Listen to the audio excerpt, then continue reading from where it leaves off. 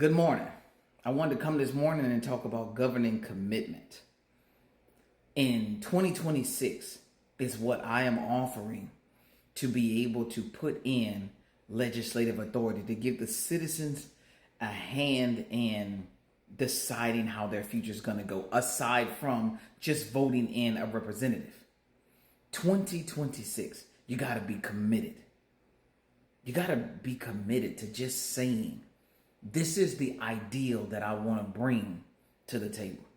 In one of my earlier videos, I give the definition of ideal, which is something a little fanatical by Webster's definition. It's just a fantasy, something that people come up with that's just a fantasy.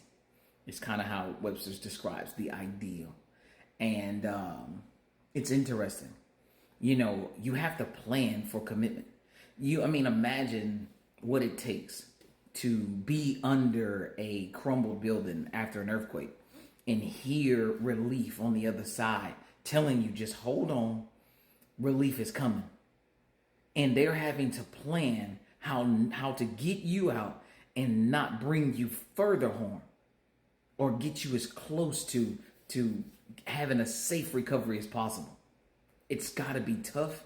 I'm 100% positive it's tough for both sides. Emotionally. Now imagine you're watching that on TV, wishing you were there. Man, if I was there, I'd be helping those people. Helping those people help those people. We're asking some of these relationships to have a plan that isn't going to bring immediate relief. That's not going to bring immediate relief, but the relief is coming because there's a plan and because we're going to work together to get there. Everybody is wanting immediate relief. Everyone. If you're looking at some of these congressional hearings, the Kennedy gentleman, he is really asking all the right questions. There was a lady, and I cannot remember her name, but he was simply saying, hey, all the prices are going up. All the prices are going up. And the wages are not. The lady's question, she came back and said, no, wages are just fine. So Kennedy came back and said, people are just learning to adapt to the higher prices. They're just learning how to downgrade themselves more and more. Logic would tell me that if wages are not gonna go up, if the people who are supposed to pay are just stuck on we can't do it, then bring the prices down, dramatically down, to where it's okay. Why keep raising them if you're saying that we can't do it here? Why is it? And this is a numbers game. Yes, on paper, if you drop those prices, there has got to be an automatic decline in profit. Automatic decline. But what you're going to see is someone else bring in another chart. The other chart's going to say, hey, here is where wages are. And when prices came down, everybody was able to afford them. And here are your profits. That's just a brand new chart. Throw away your old chart because you don't need it anymore. Because you know what you're doing? You're helping the greater good of everybody, not just yourself or the minority. There's a separate chart. That's kind of where we are. Governing commitment. We need legislative authority to simply say, hey, in the state of Florida, just an example, in the state of Florida, we want to pass a bill where A, you cannot raise prices anymore. B, if you do raise those prices, then the government is going to lay some type of restrictions on you. If you start laying off workers, we're going to lay those restrictions on you to help those workers out. We're going to figure this out to help the people. There is conversation going on right now about how to integrate people now into technology, when it used to be how to integrate technology into people. Are we forgetting the people portion? We have to survive here. Is there a group out here that is looking for a way to survive with less people? I can tell you, yes, there is. Even the military has done it. They have made vessels to be so smart that they can run on less crew. Sometimes it works, sometimes it doesn't, but they're getting the data together. They're bringing the data on. Who's writing you off? No one's going to come directly out and say that. No one is going to say, we're writing you off. What does that even mean? To write you off. What does that mean?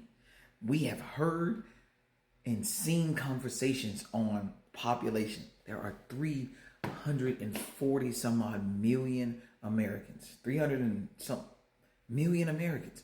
All of us are not watching these congressional hearings every day to see who's doing what or why. We're waiting for information to be filtered to us. I guarantee they don't have 340 million people viewing every day they do these congressional hearings or show these congressional hearings. You can just look at the data. Tens of thousands, maybe 100,000 viewers, but not 300 million. This is what I mean when I say governing commitment is not simplistic in anything that we do, but it is necessary to be committed. And you have to figure out who you're going to be committed to. And you need to be committed to us. That's as a whole. Now, we are all picking sides. Capitalist, socialist, everybody's picking sides.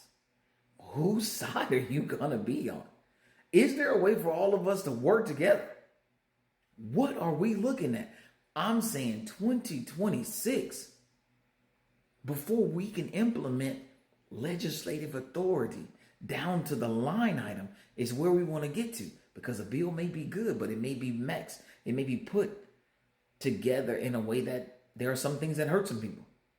I'm saying we limit the amount of pages that a bill can come up in. So you can't drop off a 1,200 page bill and give me 12 hours to go through the entire thing.